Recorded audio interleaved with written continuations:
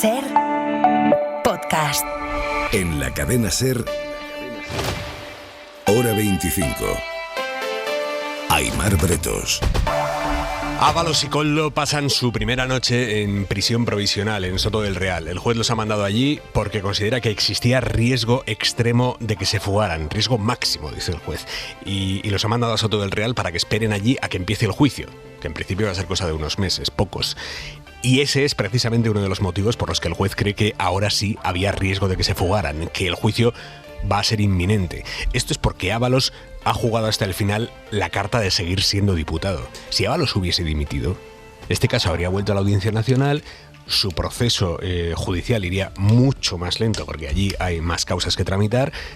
En caso de ser condenado, podría recurrir al Supremo y alargar un poco más su permanencia en libertad, pero Ábalos legítimamente ha querido seguir hasta el final con su acta de diputado para seguir cobrando los 5.500 euros netos que recibe cada mes, y como diputado que es, está aforado ante el Supremo, y es el Supremo el que les va a juzgar a él y a Koldo. Y en el Supremo no hay atascos de causas. Ahí va todo rapidísimo, las cosas son mucho más ligeritas y el juicio va a empezar en pocos meses.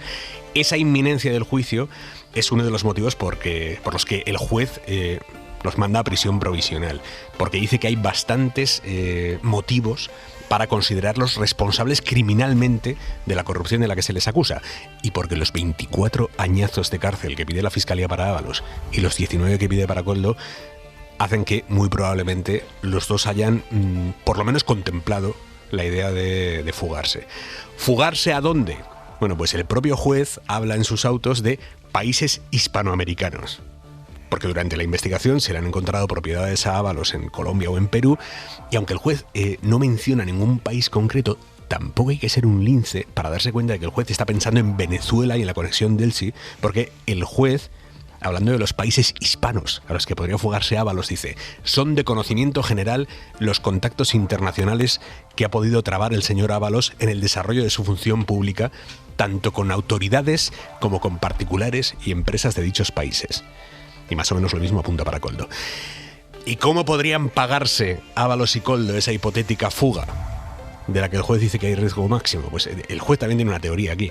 Dice, hay indicios suficientes de que los dos han podido recibir y manejar importantes cantidades de dinero en metálico, hasta el punto de que durante varios años Ábalos no necesitó sacar ni un euro de sus cuentas, y en el caso de Koldo casi tampoco sacó dinero. Además, Koldo iba pagando los gastos de Ábalos por algún motivo que todavía, dice el juez, todavía ni siquiera Koldo ha sido capaz de justificar.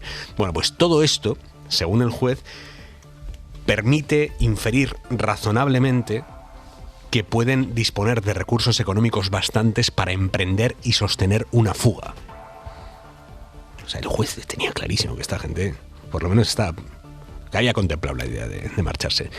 Y dicen los abogados de Ábalos y Koldo: no, pero es que tienen lazos familiares fuertes aquí en España, ¿cómo van a fugarse con semejante arraigo? El abogado de Ábalos dice: no, mi cliente es que está divorciado, tiene un hijo menor, tiene un régimen de visitas, ¿cómo va a alargarse? Y el abogado de Koldo dice lo mismo: no, pues es que Koldo vive en Benidorm con su madre, con sus hermanos, con su hija de 5 años, ¿qué más arraigo hace falta demostrar? Y el juez se pregunta y se contesta a todos los autos. El juez les dice: teniendo en cuenta el horizonte penal que tienen por delante, cualquiera de esos familiares puede ir a su encuentro allí donde se fuguen.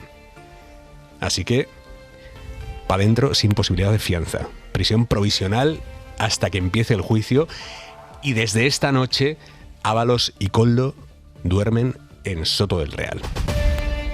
Y todo esto solo por el caso mascarillas, porque la supuesta corrupción en la venta de mascarillas durante la pandemia. Luego tienen ahí esperando otra gran causa, que es la de la supuesta corrupción, supuestas mordidas a cambio de adjudicaciones presuntamente corruptas de obra pública. En la mesa del análisis esta noche, Fernando Garea, ¿cómo estás? ¿Qué tal? Buenas noches. María José Landaburu, buenas noches. Buenas noches, Daniel Aimar. Fuentes, muy buenas noches. ¿Qué tal, Aimar? Buenas noches. Os pido un primer titular acerca de la relevancia de lo que ha sucedido hoy, Garea. Pues a mí me parece un hecho de enorme trascendencia, diría que simbólica, política y hasta histórica, no solo porque es el primer diputado en ejercicio que va a la cárcel, sino porque de alguna forma supone un cerco importante al actual gobierno del que no se puede librar. Landaburu. Bueno, es una imagen obviamente muy difícil para el conjunto del Partido Socialista Y eso es inevitable y van a tener que pasar por ahí, a pesar de que no hay ningún indicio, ni una sospecha, ni un solo dato que nos permita pensar en este momento que la estructura criminal afectaba al Partido Socialista, ¿no? Sino que era una cosa entre ellos. Fuentes. Yo me quedo con la idea de que Ábalos fue el ponente de la moción de censura que dio lugar a un nuevo ciclo político en el que el gobierno enmendaba la enorme corrupción sistémica del anterior gobierno. Esto me parece más que un hecho relevante. Es que esto es muy importante. Es que el hombre que duerme hoy en Soto del Real no es un friki de los márgenes que salió chungo. Era el hombre de confianza de Pedro Sánchez durante años y años en el partido y en el gobierno. Hablamos de un tipo que fue ministro de Fomento, con capacidad descomunal de adjudicar contrato público, y que este señor que duerme hoy en un calabozo, efectivamente fue el que defendió la moción de censura con la que Sánchez llegó al gobierno y la defendió con un alegato contra la corrupción. Los españoles no podemos tolerar la corrupción ni la indecencia como si fuera algo normal. No podemos normalizar la corrupción en nuestras vidas ni en las instituciones. La decencia debe ser algo esencial, no accesorio. Y 7 años después, de forma no accesoria, duerme en la cárcel por supuesta corrupción y con el juez diciendo que hay indicios para dar y tomar de su presunta participación criminal. Cuentan los que estaban hoy en el Tribunal Supremo dentro que Ábalos estaba visiblemente nervioso, como para no, claro, mucho más nervioso que Koldo, que parecía que tenía ya asumido que iba a entrar en la cárcel, hasta el punto de que Koldo, antes de irse hoy al Supremo, ha montado una performance que le deja a uno sin palabras. Ha llamado a OK Diario y se ha dejado grabar por OK Diario preparando la mochila taleguera. Un chándal, las mudas, además las zapatillas con velcro para evitar los cordones y demás, y lo que es pues ropa más bien cómoda, ¿vale? Y que no genere ningún problema a los funcionarios que están en las instalaciones o en el centro penitenciario para hacer lo correcto.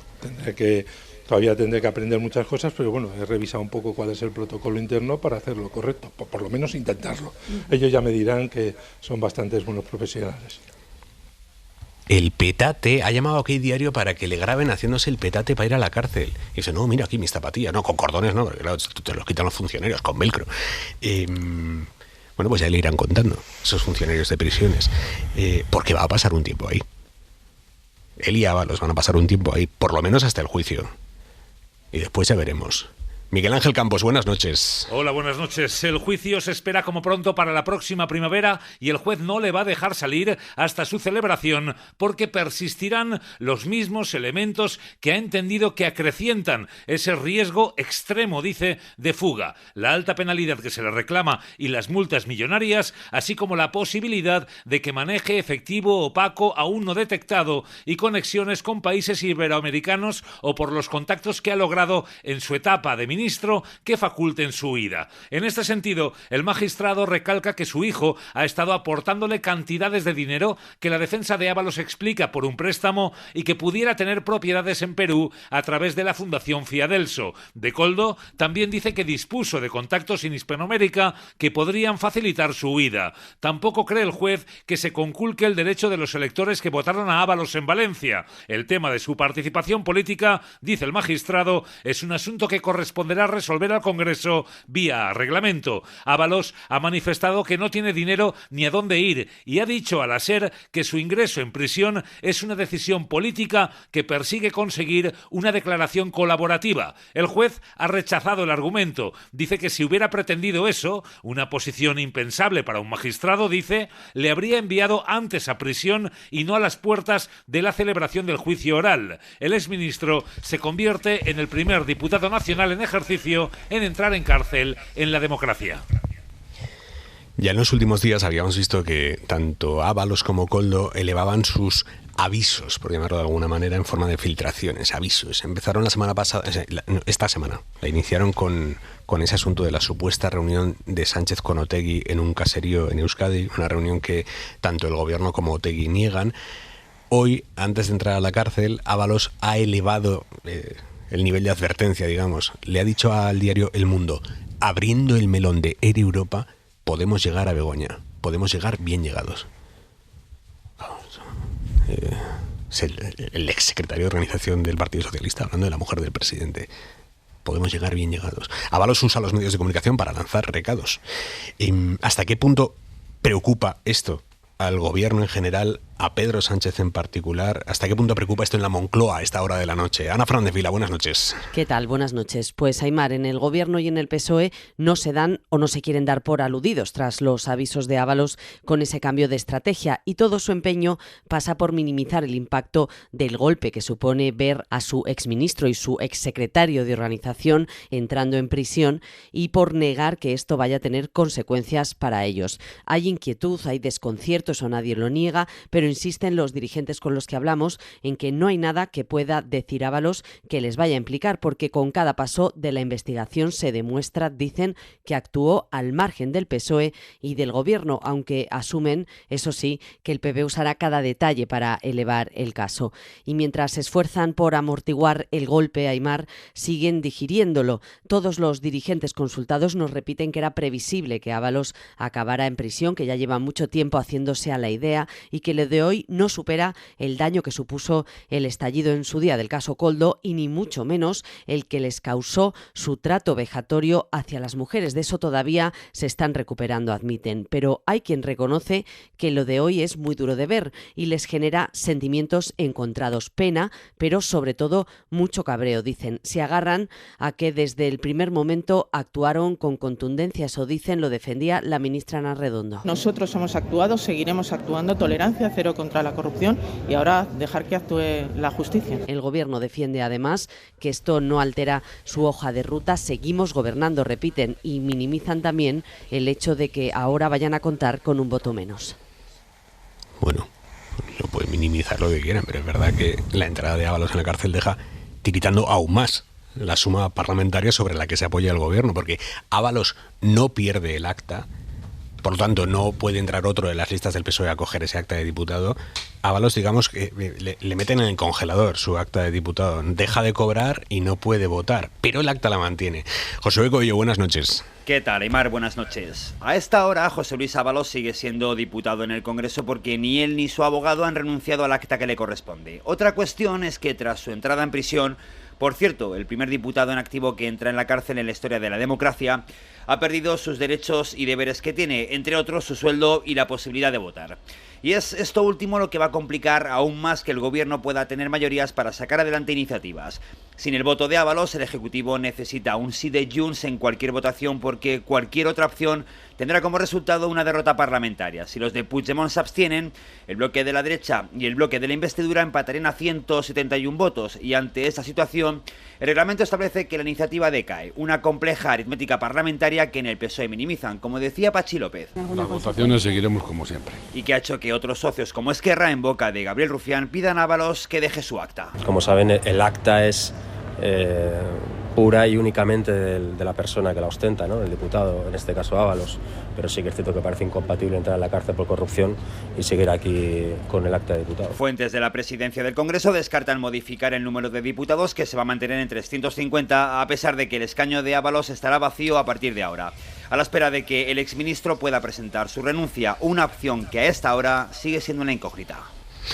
Gracias, Junquera no, Coello, vuelvo contigo ahora mismo, con Junquera también, pero antes, Garea, la reacción del Gobierno, del Partido Socialista a lo que hemos visto hoy. Bueno, el Partido Socialista lo que pretende es distanciarse. Incluso había una dirigente del partido que decía ahí en el pasillo del Congreso, no, en realidad quien va a ir a la cárcel es un diputado del Grupo Mixto. Y a mí me parece un argumento, sinceramente, bastante insoportable. Es decir, cuando dicen esto no afecta al PSOE o es al margen del PSOE, no, oiga, es que ellos, y digo ellos porque gran parte de la trascendencia es que es el segundo secretario de organización que va a la cárcel en pocos meses, es que ellos eran el PSOE, ellos gobernaban el PSOE, y además con bastante mano dura en los territorios, por ejemplo, y por tanto el PSOE no estaba al margen, como no estaba al margen el Gobierno, porque esto se nutría presuntamente de adjudicaciones hechas desde el Gobierno. Por tanto, ese argumento me parece insostenible. Está también el argumento que utilizan de no hay ninguna traza de que haya financiación ilegal. No sabemos, es que eso no se ha investigado, es que no está en ningún auto ni para incluirlo ni para excluirlo, porque no se ha investigado. Hay una investigación que tiene que ver con las facturas, con el dinero en efectivo, que no tengo ni idea en qué va a quedar y que es posible que descarte esta posibilidad, pero hoy por hoy no se ha descartado todavía. Y luego hay un argumento que me irrita profundamente, que lo utiliza por igual el Partido Socialista y el Partido Popular respecto a sus casos. Hemos oído antes a la ministra de Igualdad, que es esto de tolerancia cero con la corrupción y contundencia. O sea, los ciudadanos les tenemos que dar las gracias porque a unos que han metido en la cárcel o que les ha perseguido la justicia y la Guardia Civil les han excluido de sus cargos y han dejado el carné. No, yo creo que les daríamos las gracias y esa contundencia existiría el día que uno de esos partidos lleve al juzgado o a la Guardia Civil por cuenta propia a alguien a quien han pillado robando dentro del partido o del gobierno. Como eso no se produce y actúan siempre como consecuencia de una investigación judicial y policial, lo de tolerancia cero y lo de la contundencia, más vale que dejaron de utilizarlo, que es un manual, por cierto, que oímos a los dos partidos, del que tiran inmediatamente cuando tienen un caso, pero yo creo que por respeto a los ciudadanos tendrían que dejar de utilizarlo, en mi modesta opinión. Landaburu.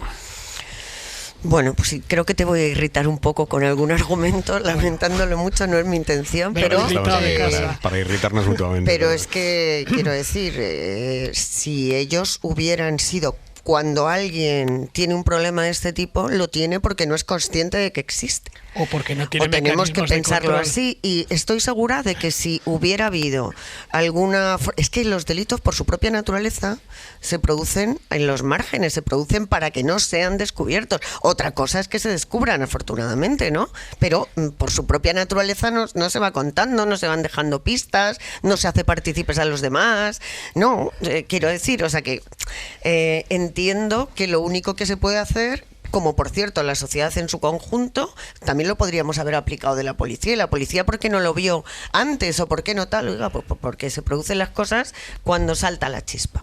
A partir de ahí lo que hay que hacer es no encubrirlos, no darles cobijo y expulsarles de todos los ámbitos. Si aplicáramos criterios tan estrictos a nuestra propia vida, cuando te pasa en tu propia familia o tal, es que todos seríamos seguramente cómplices o tendríamos que suicidarnos en un espacio de este tipo.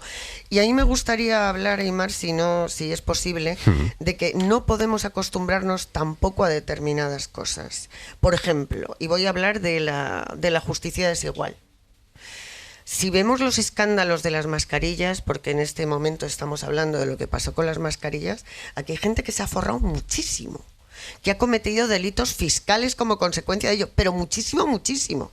Y no solo no están en la cárcel, sino que no han sido sujetos a un juicio público, sino que se han permitido juzgar a otros. Ha habido bastantes escándalos. También vemos lo de Almería ahora, donde corría el dinero como... ¿no? Corría de una manera mucho más elevada que esto. No lo justifico. Corrupción en el ámbito público es corrupción, pero le piden 24 años de cárcel. 24, y le meten a la cárcel. No es habitual, no nos acostumbremos, de verdad. La libertad es un bien sagrado. Es un bien sagrado. Y porque el juez infiera que este señor se puede ir a Venezuela, pues oiga, ocúpese, hágale ir todos los días si quiere, por supuesto de instrucciones. Exactamente lo que ha hecho, ocuparse.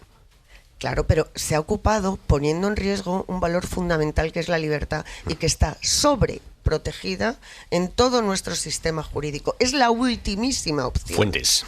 A ver, han salido muchos temas sobre el último, sobre el riesgo. Es una estimación, ¿no? Que el juez estime que hay riesgo. Yo creo que, pues sí, lo podemos discutir, puede ser acertado o no, pero yo no creo que haya ya un frente argumental muy poderoso contra la decisión, pues porque no parece absurdo estimar que ese riesgo exista. Sobre si eso no es relevante, yo creo que esto va a quedar un poco pues como la imagen de Rodrigo Rato en el gobierno de Aznar, o sea, va a ser la foto fea, una de las fotos feas de estos años, guste o no guste, porque siendo casos absolutamente distintos y una dimensión que no es comparable, yo estoy de acuerdo aquí con Landaburu sin ninguna duda. Aquí de lo que estamos hablando es del 0 o el 1, de estar o no estar en el lado adecuado. Desde el momento que no estás en el lado adecuado, sí. Pero o sea, 24 años, 24. No, yo no soy quien para desde luego, ni para emitir condenas, y es verdad que a primera vista 24 años parece exageradísimo, pero de lo que estamos hablando, de la vamos a decir, de la la culpabilidad mediática, política, de su responsabilidad, más allá de lo que luego el proceso penal concluya, no estaba del lado que tenía que estar, y por lo tanto como presuntamente. Yo creo que a estas alturas los indicios se empiezan a acumular, pero es verdad, presuntamente no estaba del lado que tenía que estar. Desde luego en el lado, fijaos en el corte que poníamos antes al principio del programa, se hablaba también, me parece que de ejemplaridad o algo así, o sea, iba más allá de cumplir con la ley, sino de un comportamiento que yo creo que es el que tenemos que exigirle a nuestros representantes. Y luego sobre el daño que hace al Partido Socialista, yo creo que el primer daño, más allá de lo que ya hemos comentado, es el de la duda que tenemos todos ahora, pues porque ahora no sabemos si esta es una mancha que se circunscribe a algo personal, de voy a financiar mi vida loca, pero no lo sabemos, y esa duda... Pero es que no podemos, decir, también podemos sospechar que a mí me ha dado algo, o a ti, o a Aymar. Pero todo no hay un solo indicio. Y si queremos investigaciones prospectivas, yo no estoy... pero es cierto que todos nos estamos haciendo la pregunta, ¿esto dónde termina? ¿Hasta dónde llega la mancha? Esa es la pregunta que nos hacemos. Porque, yo creo que hace meses, pero ahora... No, hace meses, claro, pero ahora que se han acumulado muchas cosas. En una estructura ahora no me irrites tú. En una estructura política, no tengo voz para irritarme. En una estructura política que es sensible a la corrupción, como hemos visto en democracia, los partidos están obligados a tener unos controles internos que en este caso es evidente que han fallado. Como han fallado, cuando es la Guardia Civil o el juzgado quien descubre eso, al menos no alardees de tu tolerancia cero y tu jactancia. Yo eso es lo único que pido, que no se haga, que se utilice otro argumento político siguiente. En el caso de Ábalos en concreto, y estos son hechos absolutamente objetivos, en febrero del 20 empezaron a publicarse concretamente en ABC y en El Confidencial informaciones sobre las actividades de Ábalos que tenía que ver con Koldo, nombrado en cargos que claramente no le correspondían, con uso de dinero en efectivo que había gastado. Febrero del 20. Lo que hizo el gobierno, y soy testigo y puedo dar fe, fue proteger a Ábalos y amenazar a los periodistas para que no se tocara a Koldo. Es decir, digamos que algún aviso había que no se siguió. No es verdad que solo haya sospechas e indicios, hay pruebas clarísimas. Hay un chalet de vacaciones que utilizó y que se lo pagaban, hay unos gastos que él tenía, como hemos oído, de los informes de la UCO, que no tiraba de su dinero jamás, sino que era del dinero que iba recibiendo. Es decir, yo creo que a estas alturas hay conversaciones, hay mensajes, o sea, yo creo que a estas alturas hay muchos datos que nos indican eso. Pero si no está el dinero. Sigo, déjame que termine.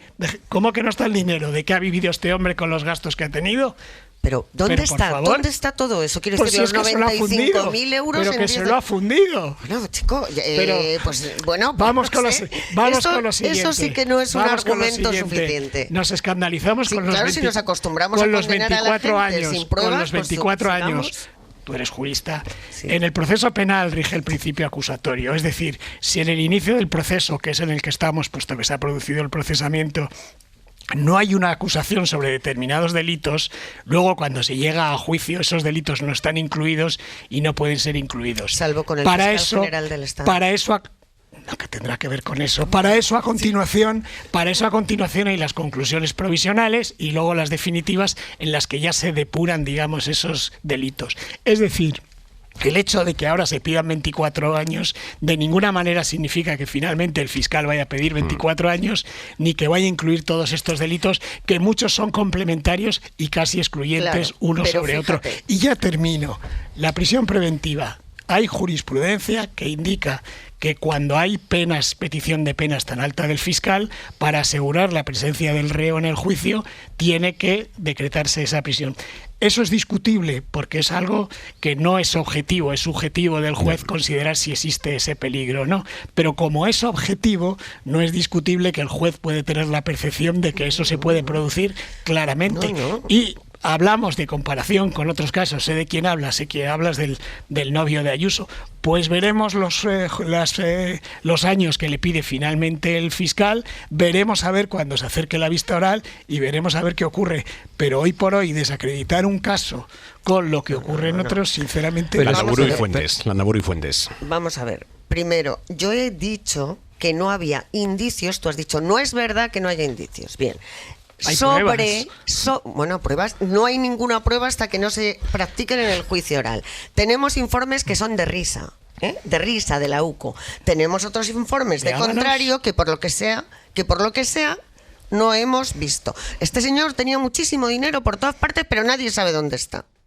Nadie sabe dónde está, tú dices, se lo habrá gastado, bueno, o lo habrá donado a las Carmelitas Descalzas, yo qué sé, eso desde luego no es ningún argumento. Mira, lo que sí nos ha dicho el Tribunal Europeo de Derechos Humanos durante años y años es que la prisión preventiva no se puede aplicar de la manera tan ligera que se aplica aquí. Claro, tú dices, no, la petición del fiscal, como es muy alta, luego entonces tiene que ingresar porque puede aumentar el riesgo de fuga. Pero luego, perdón, tú acabas de decir que hay jurisprudencia que dice que si la solicitud es muy alta, es entonces cuando matemáticamente, que no es así, pero bueno, puede surgir la duda. Claro, entonces basta con hacer una petición exacerbada como esta para luego meterle en prisión y que tengamos la pena del telediario ahí. Mira, la Fiscalía Anticorrupción está pidiendo una pena exacerbada. Estoy hablando yo.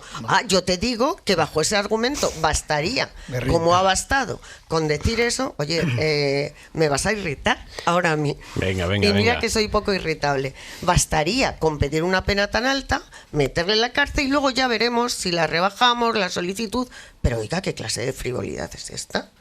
Y a lo que yo me refería es que no hay un solo indicio de que se haya financiado ni el Partido Socialista ni el Real Betis Club de Fútbol. No lo hay, digámoslo, no lo hay. Fuentes. Y luego, ya me falta solo una pequeña cosa. Remata. El caso Nos, la Kitchen. Bueno, decenas y decenas de peticiones de condena en casos de corrupción y no han entrado. Muy, muy excepcionalmente. ¿Y luego qué pasa con los corruptores? Aldama en la calle mientras. O sea, ¿y esto nos parece que la justicia es igual y que todo está funcionando con un patrón mínimamente lógico en derecho? Fuentes. Es que yo creo que cada caso es diferente. O sea, claro, es que tratar de ver que hay un hilo conductor, que hay una coordinación. A mí me cuesta mucho ver esas teorías. No, pero estás sugiriendo, o sea, estás comparando este caso. Para todos. Y que hay decenas de gente yo solo podría entender con las mascarillas y que está en la calle. Yo lo podría entender si estuviéramos viendo que el trato a Koldo o a Ábalos o a Santos Cerdá dentro del mismo fuera asimétrico entre ellos. Yo en el mismo caso no percibo esa asimetría de la que tú hablas, ¿no? Pero más allá de eso y más allá del enfoque jurídico que le damos, que veremos a dónde lleva, es que hay una relevancia que es política ya, independiente. He empezado diciéndolo. Y eso es lo que yo creo que el ciudadano más allá le preocupa, más allá de que al final le condenen a 6 años, a 7 años y medio. Y más al electorado del PSOE, que no exactamente, a otros electorados, por cierto, exactamente. Entonces, minimizar el daño, esto es corresponde a un diputado del Grupo Mixto. No, esto es un golpe, la línea de flotación, yo creo más del partido que del gobierno, pero también afecta al gobierno, pues porque este señor era ministro, pero sobre todo del partido, ¿no? Y la pregunta que sí que creo que nos tenemos que hacer todos es ¿por qué se llega hasta aquí? Cuando se llega hasta aquí es un fallo sistémico, no es solo el listo. Estoy de acuerdo con lo que tú decías, Landaburu, de que claro, las cosas solo se saben cuando emergen y mientras no se emergen. Pero seamos honestos, yo creo que la trayectoria vital, profesional de Ábalos en el Partido Socialista daba pistas incluso antes de ser ministro, incluso antes de formar parte de este gobierno. La ética personal de cada uno, pero es que es de lo solo juzgamos por la ética pública. La ética pública. Yo de lo demás, porque me resulta muy gracioso, si hablamos de las mujeres prostituidas, resulta que es un negocio floreciente donde de forma muy, muy común se utilizan los servicios de prostitución y luego todo el mundo se escandaliza. Y bueno, pues llévenlo ustedes al Congreso, al Parlamento. Pero no estamos hablando de esto. Estamos hablando de que no la vale actitud con decir porque tenía unas mujeres u otras. Pero eso lo has dicho tú. Yo no estoy hablando de eso. Yo estoy hablando de que su trayectoria política. Antes de esto no había. Bueno, que yo sepa, más allá de lo que dice Fernando. Que yo sepa y que sepamos mucho, sí, de cuando era diputado en otras legislaturas, su comportamiento político. Yo estoy hablando de política, no estoy hablando de si esto tiene consecuencias penales o no las tiene. O debe ir a juicio. Yo creo que su trayectoria política como diputado ya daba pistas. ¿Pero en qué sentido? Porque yo le vi defender la faltar a votaciones, por ejemplo, faltar a sus compañeros en el grupo parlamentario. Daba la trayectoria política de Ábalos ya antes de formar parte de este gobierno ya daba señales de que a esta persona hay que no estoy de acuerdo. Garea. Vamos a ver. Por supuesto. Creo que no conviene hacer tanta leña. A ver, tiene la palabra Fernando. Por supuesto. Lo que hay. Por supuesto que no juzgamos su vida privada y su vida íntima y muchísimo menos su vida sexual. Eso le corresponde a él. Aunque sí que había un aspecto que es ponerlo en contradicción de tenía una amante que no sabemos si de qué tipo de amante era o no. Eso da igual, que sea su amante o su prima. No da igual desde el momento en el que la enchufaban en cargos públicos, desde el momento en el que un testaferro pagaba su piso en Plaza España, no da igual. Pero eso da lo mismo que sea tu primo o tu novia. O sea, que el hecho de que su vida personal no estuviera en los ámbitos de los parámetros de la ética común. Pero aquí estamos hablando de perdona, chicos, que le he quitado la palabra garea. Sí, perdón. No, estaba diciendo que no hablamos de su comportamiento privado, aunque nos daría para mucho teniendo en cuenta que era alguien que hablaba de feminismo públicamente, que se supone que lideraba un partido que se declara feminista y sin embargo tenía unas actitudes privadas que desde luego no se correspondían con eso. Luego aún así es discutible que no haya que entrar en las actividades privadas, pero no entremos, pero vayamos a las públicas. Las públicas y las que nos afecta a todos los ciudadanos y desde luego a la administración es que él efectivamente colocaba a personas concretas, no estoy hablando de la relación con ellas, las colocaba en la administración, las colocaba además en puestos de trabajo que no eran tales porque ni siquiera iba a esas actividades. Es decir, claro que su comportamiento tenía que haber alarmado y llamado la atención. Nos hemos enterado hace poco, por ejemplo, que había delegaciones oficiales del gobierno español donde estaba alguien que era entonces su pareja, además de Cerdán, por cierto, que era número 3 o número 4 del partido, y nadie sabe qué demonios estaba allí, negociando con ministros de otro país, en este caso con Marruecos. Creo que hay un fallo sistémico, era la palabra que utilizaba Daniel, puedes utilizar el que quieras, hubo un fallo enorme, multiorgánico, en el partido y en la administración para que no se detectaran estos comportamientos. Como no se detectaron esos comportamientos, me parece un argumento bastante pobre y escaso esto de decir que fueron contundentes y que tolerancia cero contra la corrupción. No, ustedes han fallado en el momento que tenían que haberse dado cuenta de todo esto. Le volvieron a meter otra vez en las listas cuando ya había algunos avisos de todas estas cosas. Se ha publicado en El País, por ejemplo, que Ábalos presentaba unos gastos desorbitados al partido de representación y nadie dio la voz de alarma. Y ahora viene usted a decirme tolerancia cero y que le tengamos que felicitar por la contundencia que ha tenido con él. Hombre, gastos desorbitados, 95.000 euros en no sé cuántos años, que creo que salen a 800 o 700 al mes. En fin, gastos desorbitados otros. Y corrupción sistémica en un partido, la del Partido Popular, que no solamente fue en su momento. Yo te he escuchado. No, lo digo a cualquiera que opina sin abrir un poco la lente. Que no digo que sea tu casa, tú me dices tu caso. Bien tú salvado, me dices bien que salvado. se lo diga. Salvado justo a tiempo. Hay que abrir un poco el contexto y ver el contexto. Y aquí no hay un solo partido que esté libre de nada. Porque pero esta noche estamos hablando de Ábalos. Esta noche estamos hablando de Ábalos y estamos hablando de las pruebas que hay contra Ábalos. Bien. O sea, estamos hablando de un señor que a través de un testaferro le pone un piso a Jessica, un enchufe en Traxatec, un enchufe en Ineco, una casa en la Alcaldesa que le pagan, unas vacaciones en otro chalet, unos ingresos que le hacían a Coldo de 10.000 euros al mes. Ingresaban en las cuentas pero no sacaban dinero de las cuentas. Pero es peor Gürtel. Es peor Gürtel. Hombre, naturalmente. Entonces con eso salvamos. Pero esto es lo que yo voy a volver a decir lo que he dicho al principio. Que hay indicios de un comportamiento. No. Hay pruebas. Hay pruebas. Bueno, todo esto que acabo de decir. En términos jurídicos las pruebas no se producen hasta que no llegan al juicio. Por eso lo digo todo el rato. Pero ¿dónde está el dinero? ¿Pero dónde está la barbaridad para pedir 24 años de cárcel? Yo es que sé que es muy fácil hacer leña del árbol caído y todos somos muy tal y muy puros y todos lo habríamos visto y además Sánchez a prisión, lo que queramos. Pero las cosas no son exactamente así. ¿Qué pasó con Errejón en Sumar? Quiero decir, alguien veía. No te digo que te estoy diciendo anomalías en los funcionamientos de las estructuras. No te digo solamente de las políticas, de las empresariales, de las familiares.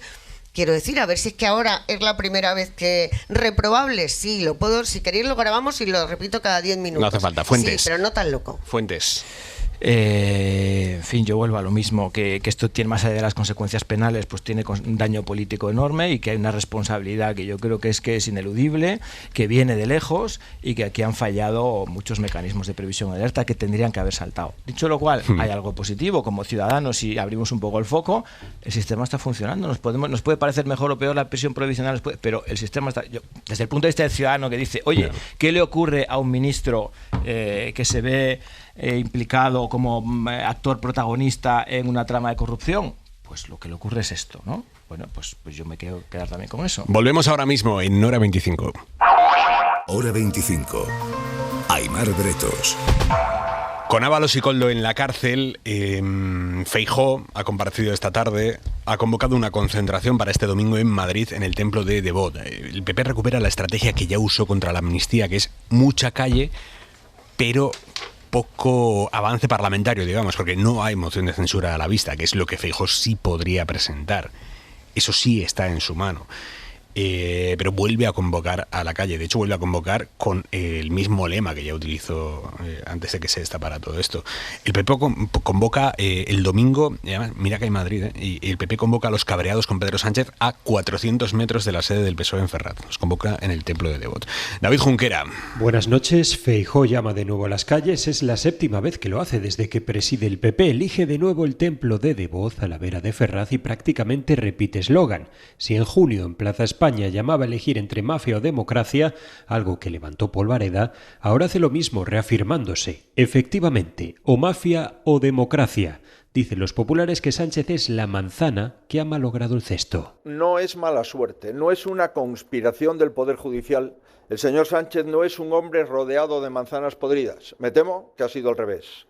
La manzana podrida es él, y ha podrido todo y a todos los que le rodean. El líder popular se ha hecho eco de la última entrevista concedida por Ábalos a El Mundo antes de entrar en prisión. En ella el exministro decía que investigar en Europa sería abrir el melón para llegar a Begoña Gómez. Feijóo no se la ha leído, pero le da toda la credibilidad. No las he leído con detalle, sí he visto los titulares. Como ustedes se pueden imaginar, me parece que son unas acusaciones de extrema gravedad. El presidente del PP anima a todos los ciudadanos decentes y a todos los partidos a sumarse a una concentración sin siglas. Pide a la gente que no se resigne, que no se acostumbre a vivir en la anomalía, pero no entra en sus planes ir más allá.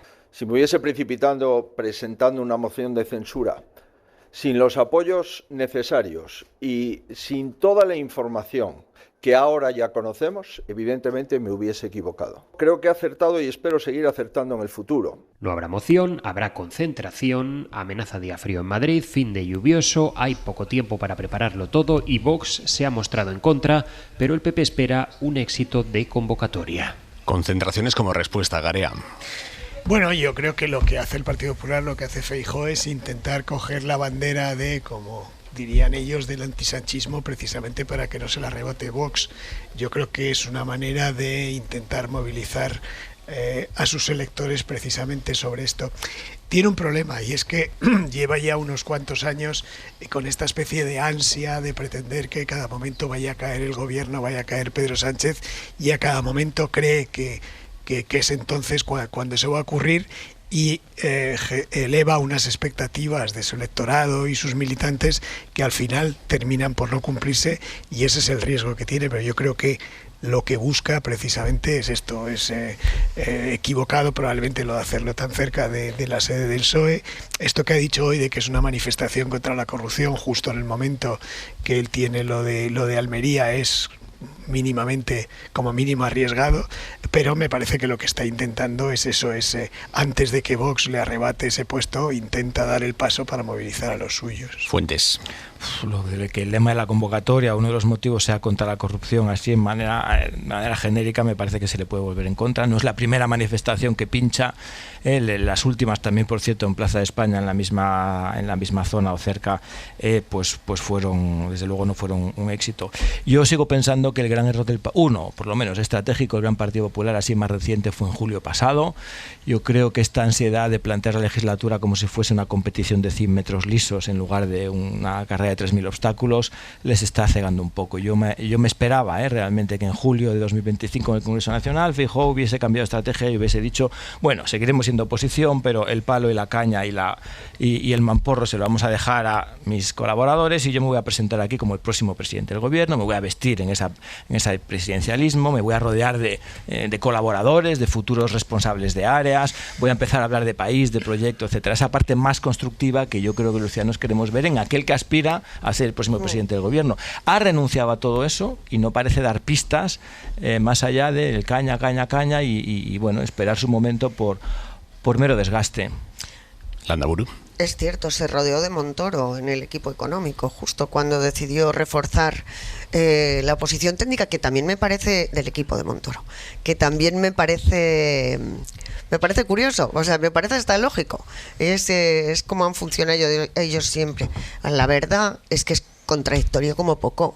O sea, hay que tener un poquito de morro, ¿no? Y plantear contra la corrupción y ponerte a la cabeza de una manifestación que, por otro lado, fenomenal, la sociedad civil en la calle, estupendo, vamos a ver a cuánta lleva.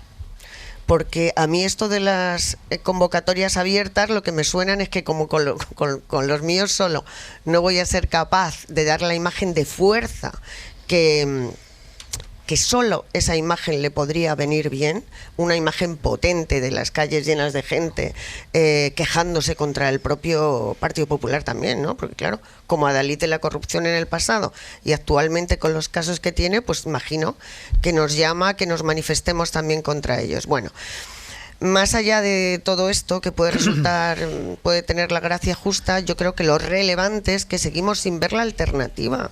Pero ¿dónde está la alternativa? Que haga una moción de censura si tiene, que muestre su capacidad para articular un proyecto de país, porque nuestra moción de censura es constructiva, como ya no sabemos todos. Que haga eso, por favor, porque todo lo demás es como una broma. ¿Y los socios parlamentarios del gobierno qué dicen? ¿Hasta qué punto están incómodos con todo esto? Creo que es que hoy han visto entrar en prisión a Ábalos. Algunos de ellos tuvieron a Ábalos como gran interlocutor durante tiempo. Después a Cerdán. Es gente que ha estado muy cerca de estos tipos que ahora están de fango hasta arriba, Josué. Hola de nuevo, Aimar. Mientras el gobierno digiere la entrada en prisión de José Luis Ábalos e intenta encapsular un caso que ha llevado a sus dos exsecretarios de organización a pasar por la cárcel, los socios miran con recelo lo que pasa dentro del PSOE, aunque por ahora sin visos de ruptura. En Sumar se centran únicamente en la figura del exministro de Transportes, y más desde que a través de redes sociales acusase a Yolanda Díaz de un supuesto uso irregular de su vivienda en el Ministerio de Trabajo. Era Ernest Urtasun en Televisión Española el que hablaba de máximo desprecio. Creo que ante un personaje que está siendo investigado sentado en el banquillo, que trate de apretar el botón del ventilador para distraer la atención, lo único que merece es el máximo desprecio. Tampoco ha cambiado la postura de Esquerra tras las últimas informaciones sobre la trama. Para Gabriel Rufián, el hecho de que Ábalos haya entrado en prisión no cambia nada. Para nosotros pues cambia poca cosa porque, repito, son las mismas acciones. Y en la misma línea, aunque en este caso sí apuntando más a Ferraz, está Podemos. Si Yone Belarra ha hablado en las últimas semanas del caso PSOE, ahora exige contundencia al resto de socios al criticar la corrupción. Máxima contundencia contra la corrupción, porque a mí me preocupa que haya grupos que le quiten importancia a la corrupción cuando la hace el PSOE. Nosotros pensamos que hay que tener la misma posición con la corrupción del PSOE y con la corrupción del PP. En cualquier caso, Aimar, por ahora hay tranquilidad en el gobierno por el apoyo de los socios y creen que, a pesar de la entrada en prisión de Ábalos, no habrá gestos que puedan pensar en una ruptura definitiva a corto plazo. Fuentes. Bueno, lo cierto es que la confianza de los grupos parlamentarios pues se va erosionando. Hace poco teníamos una entrevista, creo que era en El Diario, a Aitor Esteban, en la que ya sugería algo así como, oye, en algún momento el presidente debería empezar a plantearse la viabilidad de esta legislatura y la conveniencia o no de adelantar elecciones. Es decir, que yo creo que mensajes sí se van recibiendo, ¿no? Esto bueno, hasta dónde voy moviendo la línea roja de lo que puedo tolerar o no puedo tolerar. Rufián dice, bueno, mi posición no ha cambiado porque son los mismos hechos, es cierto, es el mismo caso, podemos hablar muchas veces de Koldo, de Santos Cerda y de Ábalos y es lo mismo, pero bueno, no deja de ser un frente de desgaste. Yo insisto en las tres dimensiones de estos casos. Hemos hablado mucho hace un rato de manera más muy vehemente desde la punto de vista más bien jurídico, pero desde el punto de vista mediático y político es indiscutible que esto es un desgaste, ¿no? Y que hay que sumar votos y hoy pierdes uno y mañana, en fin. De manera que yo mi sensación es que me cuesta ver, a pesar de que el presidente insiste en que quiere llevar la legislatura al otoño del 27, que quedan 2 años y que por otra parte no puede decir otra cosa, salvo un anuncio de convocatoria de adelanto electoral. A mí me cuesta ver que esto pueda pasar de la primavera del 26. Me cuesta ver que pueda pasar. Eso decíamos el año pasado, sí, y el otro. Sí. Quiero decir que es muy difícil hacer futuribles. Bueno, yo como lo veo ahora. No, que sí, no, pero te lo decía yo también, O sea, he estado pensando durante muchas veces cosas que desde la lógica política me parecía que iban a suceder y luego no han sucedido. Es verdad que es una legislatura de primeras veces, de cosas que nunca habían pasado están sucediendo por primera vez. Un diputado en la cárcel, por ejemplo. Sí. Bueno, hemos tenido a un yerno del rey también, o sea que bueno, pasan un diputado cosas. En la cárcel, Andauro, o sea, pasas cosas. Oye, si el árbitro me pita. Yo no te pito nada, me pita a mí el sentido común, me pita. Bueno, ¿por dónde íbamos? No lo sé. La legislatura de las primeras veces. Vale. Lo que tiene, yo lo que creo que sí tiene esta alianza que hemos visto hoy con mucha claridad otra vez entre el PP y Vox en la investidura en Valencia, lo que tiene es mucha capacidad de aglutinar a todos en contra ante el susto, ¿no? Porque me cuesta mucho pensar quién puede votar esa moción de censura futurible o quién puede apoyar una disolución de las Cortes ante la posibilidad de que la extremísima derecha y la nueva extrema derecha, que es el Partido Popular, abrazando todas sus tesis, esté al mando del aparato. Yo creo que eso genera una tolerancia mayor a cosas que en otros escenarios seguramente no se hubieran visto de manera más estricta. Garea. Sí, yo creo que en el Congreso es muy evidente desde hace tiempo la incomodidad de algunos de los socios. Creo que esto explica también la corrupción, explica lo que está haciendo Sumar con Yolanda Díaz a la cabeza de intentar diferenciarse de muchas cosas del gobierno, desde la vivienda, en su momento lo de Gaza, el ERE de Telefónica, etcétera. Yo creo que lo que busca precisamente es encontrar espacios en los que no tener esa mancha y ese desgaste del que hablaba Daniel. ¿Cuál es la baza que tiene Pedro Sánchez? La que ha tenido desde el principio y que ha estado implícito en todas las reuniones que ha mantenido siempre para negociar iniciativas con los socios de investidura, que la alternativa es la extrema derecha y ninguno va a querer ser responsable hoy por hoy de dar paso a eso, y por eso están en esta especie de malmenorismo de tenemos esto, hay corrupción, pero peor sería lo que viene. Y por otro lado creo que es imposible hoy por hoy que ni Junts ni PNV, que serían los partidos que podrían hacerlo, apoyaran una moción de censura en la que entra en la ecuación Vox. Moción de censura, por cierto, que yo creo que Feijóo hace bien en no presentar porque no tiene votos suficientes y que lo único que le llevaría al desgaste exactamente igual que ha hecho el Partido Socialista en Valencia, que pese a tener al miserable, a pesar de tener a Mazón al frente de la Generalitat, nunca dio el paso de presentar la moción de censura por una sencilla razón, porque no tenía votos suficientes. Yo creo que la razón ahí también es otra, y la misma que aquí, que es la falta de un liderazgo claro que pueda aglutinar todo eso. La candidata es ministra en este momento, la futura candidata previsiblemente es ministra, no hay en las Cortes esa figura que potenciaría sin duda una moción de censura bien defendida, te da un perfil de presidenciable que Feijóo no tiene. No lo tiene ahora y no quiere ir a por él. O te termina de hundir para siempre. Ya, bueno, pero es que como siga con esta muerte dulce, que está esperando hasta que Ayuso dé el paso, de que el día que haga así, la última moción de censura, el pulgar hacia abajo. Mira, la moción de censura es para candidaturas potentes de gente que se lo cree y que va a por todo. Para eso tienes que tener una visión clara de país. Junts no está en la moción de censura. En lo que está de momento es en desgastar, en erosionar progresivamente al gobierno, y de hecho hoy ha votado con PP y con Vox el tumbar la senda de estabilidad propuesta por el gobierno, que es, digamos, los cimientos de los presupuestos. Julia Molina, buenas noches. ¿Qué tal, Aimar? Buenas noches. Junts ha evidenciado esta vez sí la ruptura con el gobierno, aunque la vicepresidenta María Jesús Montero ha puesto el foco en el PP, porque las grandes beneficiadas en esta votación eran las comunidades autónomas. Tendrá que explicar por qué permanentemente reclaman recursos para los territorios y cuando llega la hora de la verdad votan en contra de mayor capacidad de gasto para los territorios. Pero Montero no quiere tirar la toalla todavía y avanza que volverá a traer la senda al Congreso antes de que acabe el año y que, se apruebe o no, se tramitarán los presupuestos. No es una tarea fácil, pero es una tarea en la que vamos a dejarnos la piel. El partido de Puigdemont, sin embargo, creen que no hay una voluntad real de sacar adelante las cuentas, sino una táctica electoralista. Vostè no vol aprovar els pressupostos. Vostè vol que el Partit Popular li tombi els pressupostos per poder fer així la seva campanya a Andalusia. Misma tesis que mantienen en Podemos, aunque Ione Belarra no descarta llegar a un acuerdo si el Gobierno pone en marcha más medidas sociales. Si quiere pasar a la ofensiva social, como le hemos propuesto desde Podemos, pues yo creo que sí puede haber presupuestos. El Gobierno, por tanto, vuelve a sufrir hoy una derrota en el Congreso y, salvo que consiga enderezar las relaciones con Junts de aquí a febrero, será complicado que las cuentas salgan adelante. Y miles de personas han manifestado esta noche en Madrid, esta tarde-noche, para denunciar la asfixia económica a la que el gobierno de Ayuso está sometiendo a las universidades públicas. ¡Arriba, arriba, arriba, arriba, arriba, arriba!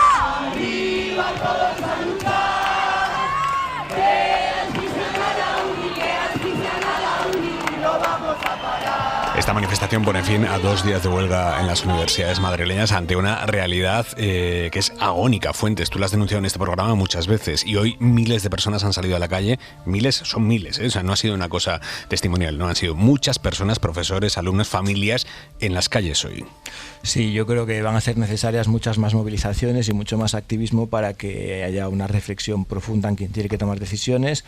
En primer lugar, ¿no?, sobre qué es lo que va a hacer con lo que pretende hacer con las universidades públicas en Madrid, pero yo creo que más allá de eso, sobre una cuestión, creo yo, que interpela a la ciudadanía madrileña sobre qué espera, qué quiere y qué le pide a las universidades públicas en el proceso formativo, educativo y de inserción profesional y de construcción humana y de sociedad a las universidades públicas. Los números de financiación de las universidades públicas madrileñas son absolutamente estremecedores. O sea, en términos nominales, el presupuesto por alumno universitario en las universidades públicas madrileñas hoy es inferior al de 2008 en términos nominales. En términos reales es como un 25 o un 30% inferior a hace 15 años, siendo la comunidad autónoma más rica de España con mucha diferencia, una comunidad que aplica además recortes fiscales, reducciones fiscales que son muy legítimas, forman parte de un proyecto político que es difícilmente compatible con reducir estos gastos en educación, y además en un momento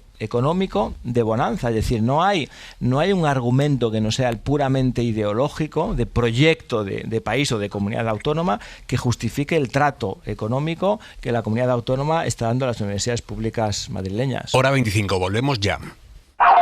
En la cadena SER, Hora 25. Aimar Bretos. La ropa para mañana, Jordi Carbó, buenas noches. Buenas noches, todavía tendremos que ir abrigados a primeras horas, van a subir las mínimas, pero tampoco que apenas se notará, es decir, una mañana invernal con heladas en gran parte del interior peninsular. Durante la tarde las máximas ya serán apreciablemente más altas, sobre todo en el Mediterráneo, en el Guadalquivir, donde ya llegaremos a superar los 20 grados, es decir, al mediodía el ambiente será agradable porque todavía va a hacer mucho sol, y todo esto a la espera de que el fin de semana llegue un nuevo descenso de temperaturas y entre el sábado y el domingo acabe lloviendo en prácticamente todo el país. Hasta mañana, Jordi. Adiós. Adiós.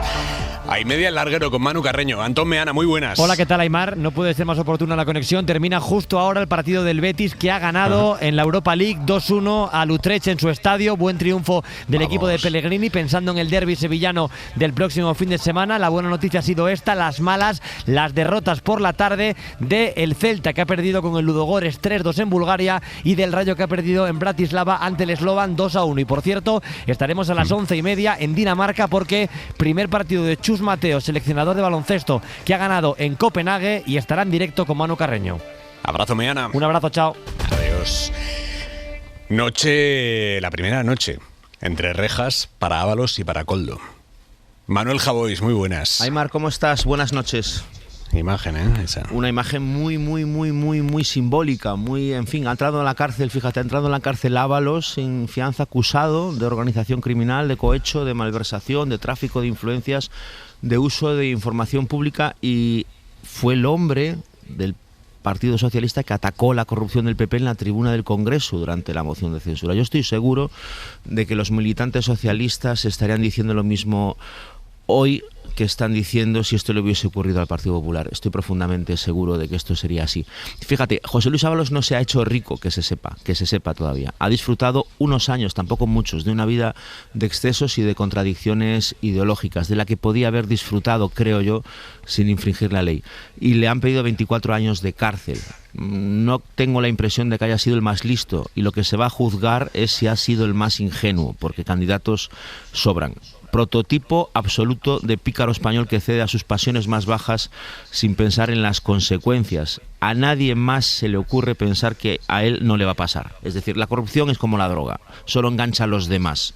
Cuando la estaba denunciando, estoy convencido de que él pensaba que a él no le iban a pillar. Hoy decía, antes de entrar en prisión, le decía al Mundo una frase que me pareció esclarecedora. Su caso, dijo, y abro comillas, se ha enguarrado mucho por el tema de las tías y por el tema de la reputación.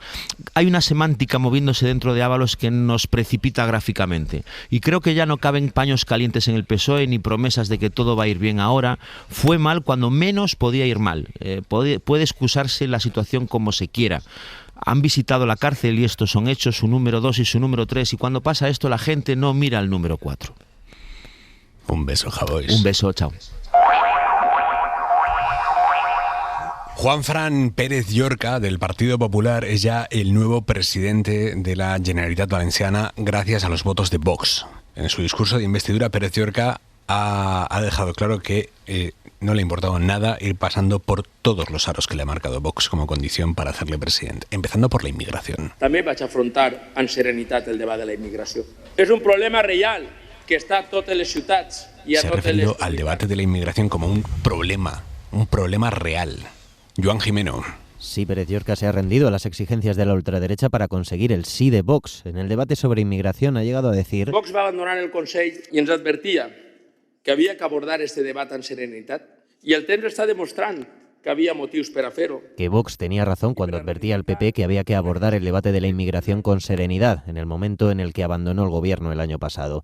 Pérez Llorca se pliega también al discurso de la ultraderecha con la agenda verde. Anem a defendre el nostre sector primari frente a les posicions de Brussel·les i frente a una impostura ecologista que les élites europees volen convertir en un dogma. Y habla de defender sus posiciones frente a las de Bruselas y frente a una impostura ecologista que las élites europeas quieren convertir en dogma, ha dicho. En Vox gusta la posición del nuevo presidente. Este es el camino y por todo ello apoyaremos su investidura. Este es el camino, decía el síndic de Vox, José María Llanos. PP y Vox muestran sintonía, pero sin hacer público ningún pacto. En eso ha puesto el foco el síndic socialista José Muñoz. Un pacto que es tan vergonzante que no se han atrevido ni a hacerlo público. Un pacto del que se avergüenza el Partido Popular de Génova, que no ha venido nadie a acompañarle en este debate de investidura. Pérez Llorca se ha comprometido en el Pleno a pedir perdón a las víctimas de la Dana. Les meves primeres paraules com a president de la Generalitat seran per a demanar perdó als familiars dels 229 víctimes. Y le ha respondido así el portavoz de Compromís, Joan Baldoví. Si la seva petició de perdó a les víctimes és sincera, el que ha de començar és exigir-li l'acta a Amazon.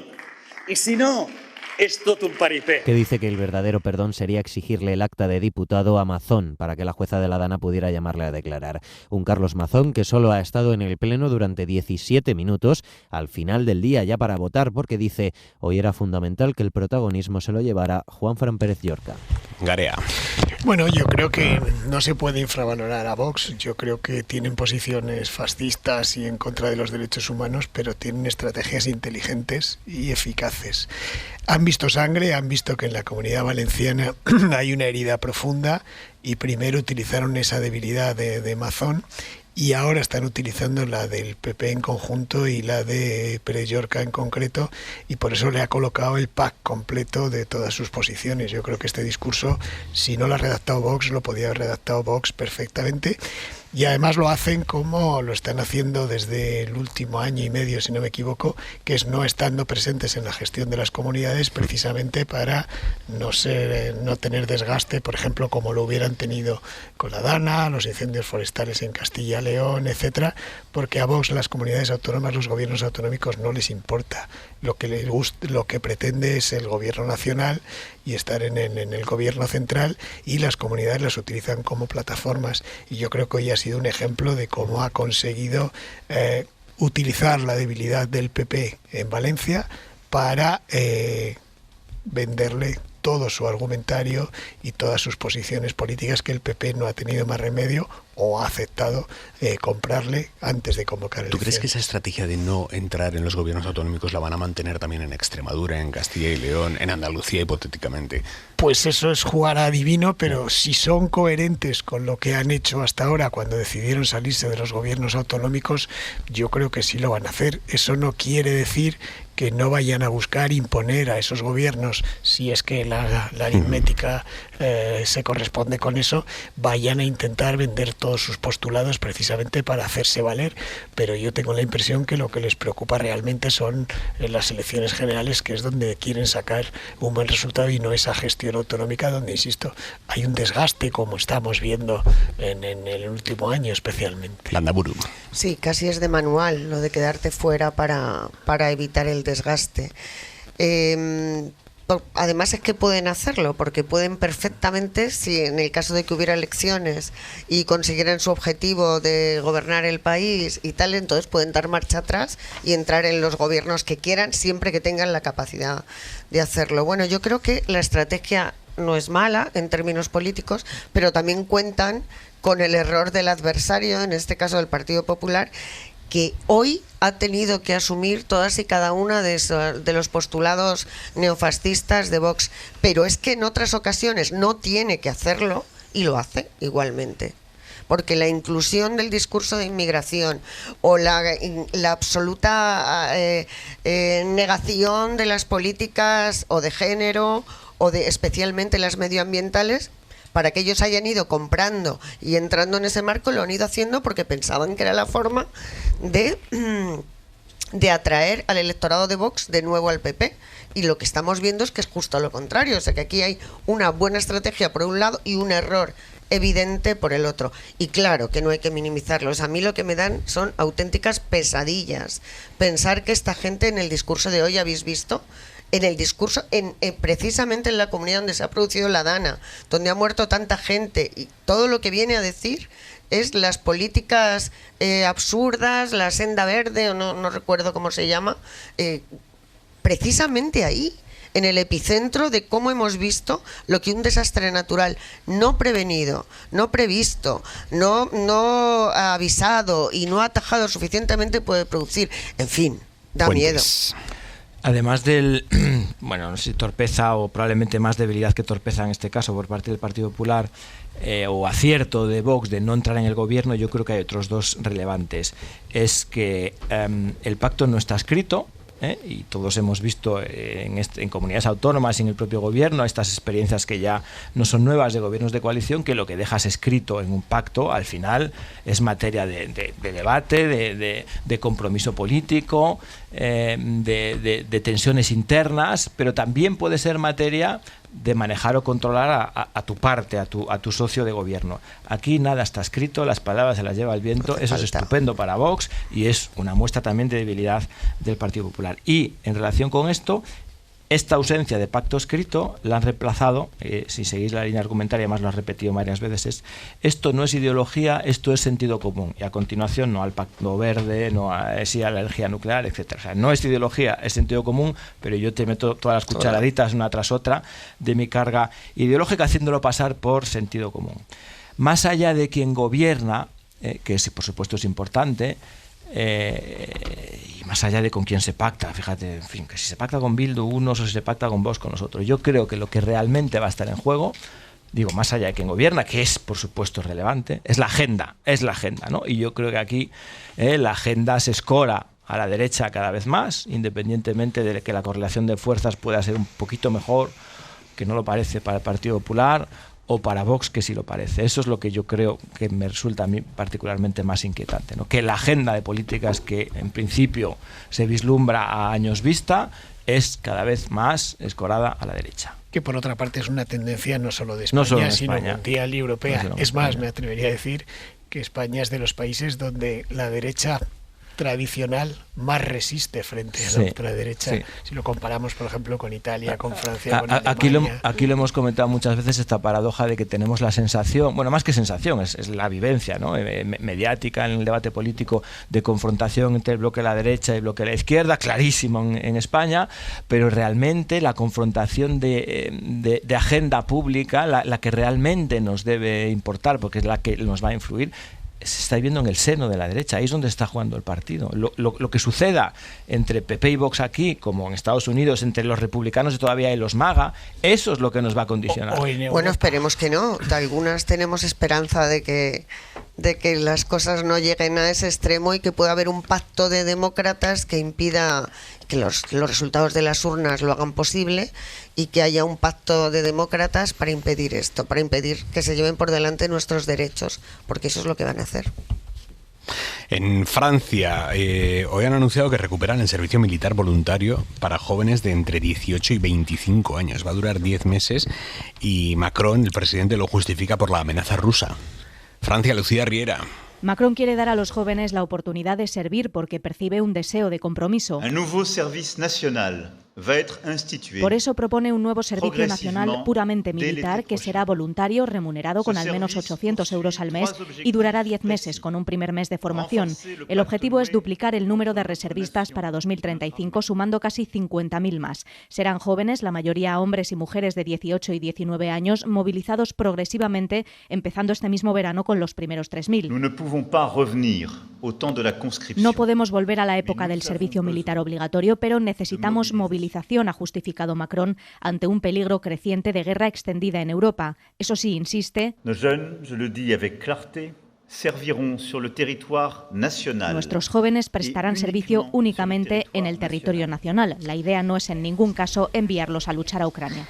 Y aquí en España, abogados cristianos, estos fundamentalistas ultras que intentan decirle al resto, intentan imponerle al resto cómo tiene que vivir su vida, abogados cristianos ha dado un paso más en su cruzada contra la eutanasia de Noelia. Noelia, sabéis que es una chica catalana, 24 años, malvive desde hace años con muchísimo dolor, tiene el derecho a la eutanasia reconocido por ley y por los médicos. Bueno, pues su padre, orientado por abogados cristianos, mantiene un pulso en los tribunales para que la chica no pueda tener acceso a la muerte digna a la que quiere tener acceso, a la que los médicos le han reconocido que tiene derecho a tener acceso, porque tiene unos sufrimientos que son insoportables, y quieren mantenerla con vida, con esos sufrimientos, para que siga sufriendo. Bueno, pues abogados cristianos va ahora contra el comité de expertos que dio el visto bueno a la eutanasia de Noelia. Se ha querellado contra 2 de los miembros del comité de expertos y una jueza de Barcelona lo ha admitido a trámite.